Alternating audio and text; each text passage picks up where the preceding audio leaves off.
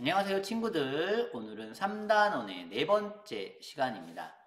지난 시간에는 다양한 자료의 종류와 특징을 살펴봤습니다. 그래서 우리 표, 그리고 사진, 도표, 동영상의 특징에 대해서 알아봤는데요. 이번 시간에는 그 자료들을 실제 발표할 때 어떤 자료를 선택하는 것이 바람직할지 상황에 따른 자료의 선택에 대해서 알아보려고 해요. 여러분들이 이번 단원을 마칠 때 각자 발표하는 주제나 내용이나 형태가 조금씩 다를 텐데 그에 따라서 내가 어떤 자료를 선택해야 되는지 여러분들이 고민할 수 있는 시간이라고 생각됩니다.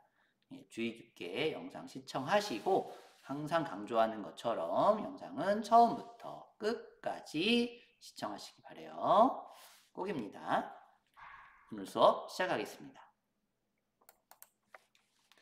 4차 시에서는 앞에서도 말했던 것처럼 다양한 자료의 종류를 알아본 것을 조금 더 활용해서 발표 상황에서 그러한 자료들, 표, 사진, 도표 또는 동영상 중에서 어떤 것을 선택하는 것이 좀 더 좋을지 발표 상황에 맞춰서 알아보도록 할게요. 여러분들에게 실제적인 과정이 될 테니까 열심히 들어주시기 바랍니다. 자, 본 수업으로 들어가겠습니다. 자료 활용의 실제 첫 번째는요. 지금 사라진 직업을 발표하고 있네요. 그래서 물장수라는 직업이 있었는데 물장수는 말 그대로 물을 파는 사람입니다. 물을 파는 사람. 실제로 1950년대 때까지도 이 물장수가 있었고요. 각 집집마다 수돗물이 나오지 않았을 때니까 그 물을 길어다가 각 집에 배달해 주는 거죠. 또 전화 교환원도 있어요. 지금은 이제 기계식 전화기이기 때문에 자동으로 우리가 연락이 가지만 당시에는 전화 교환에게 걸어주고 교환원을 통해서 누구네 집에 연결해 주세요 라고 이렇게 말을 했어야 됐다고 합니다. 이런 사라진 직업에 대한 조사를 할 때 과연 어떻게 발표하면 좋을까? 친구는 이렇게 발표를 했다고 합니다. 활용한 자료는 표입니다. 친구는 표를 활용했고 활용한 까닭은 사라진 직업의 종류와 그 까닭을 직업별로 정리해 보여주기 위해서 표가 알맞기 때문인데요. 이거는 이유가 좀 있어요. 왜 이 사람이 표를 사용했느냐? 많은 친구들이 선생님 사진이 좋지 않아요? 이렇게 말하는 친구들이 있을 텐데요. 친구가 발표하는 목적이 여러분들이 생각했던 목적이 다르기 때문이에요.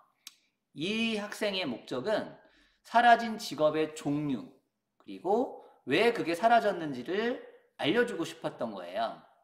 그러다 보니까 사진은 모습을 보여주잖아요. 그러니까 모습보다는 왜 사라졌는지를 설명하기 위해서 표를 사용한 겁니다.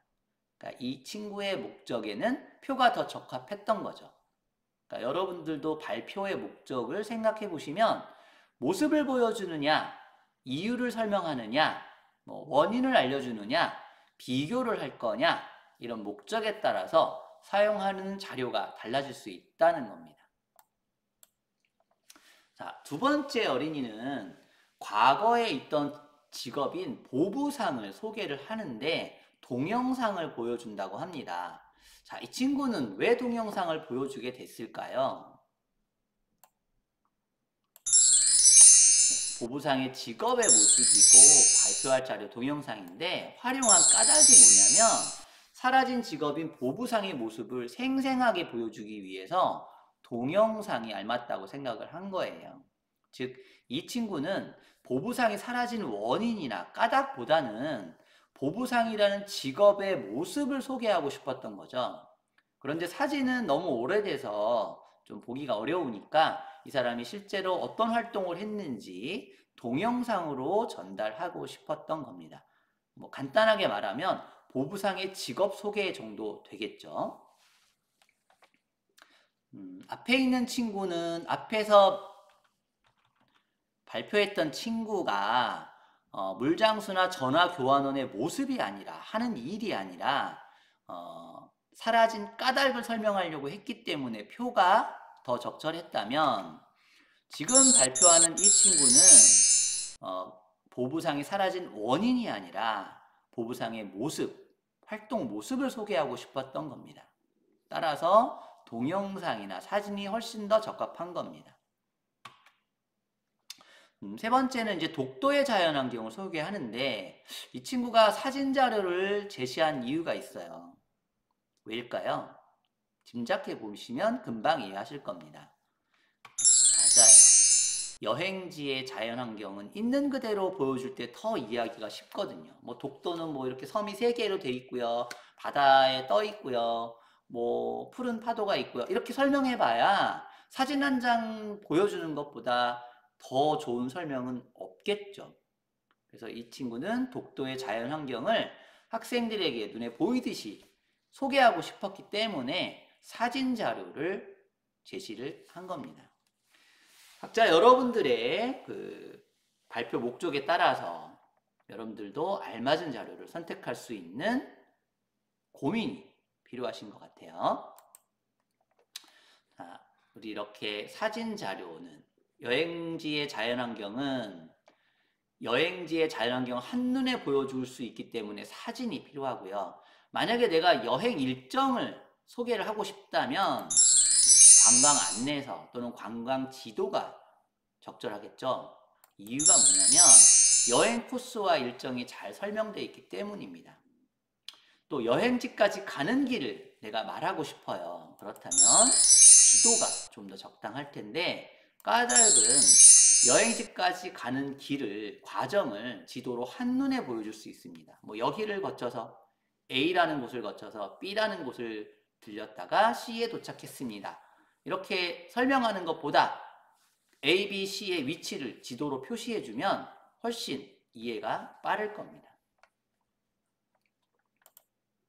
자, 우리가 이렇게 자료를 활용하게 되는데 자료를 활용하면 좋은 점은 자료를 활용해서 말하면 듣는 사람이 흥미를 느낄 수가 있습니다. 물론 그냥 말해도 흥미를 느낄 수 있지만 뭔가 실제 장면, 동영상, 표, 도표 등이 제시가 되면 시선 집중이 훨씬 잘 되고요. 흥미가 훨씬 더 높아집니다. 또 자료를 활용해서 말하면 정보를 효과적으로 전달할 수 있어요. 사실은 사람들은 청각적인 정보보다는 시각적인 정보에 굉장히 민감합니다. 즉 귀로만 듣는 것보다는 눈으로 보는 게 더 익숙하고요. 눈과 귀로 동시에 전달받으면 입체적인 전달이 될 수 있기 때문에 훨씬 더 효과적일 수 있다는 거예요. 또 자료를 활용해서 말하면 듣는 사람의 이해가 더 쉽다는 건 여러분들이 더 잘 아시리라고 생각합니다.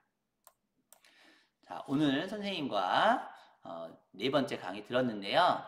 102쪽부터 103쪽까지의 교과서 활동 기록을 꼭 하시기 바랍니다. 등교 수업 때 담임 선생님께서 교실에서 기록 활동을 검사하실 거니까 꼭 기록하세요. 자, 모두 안녕!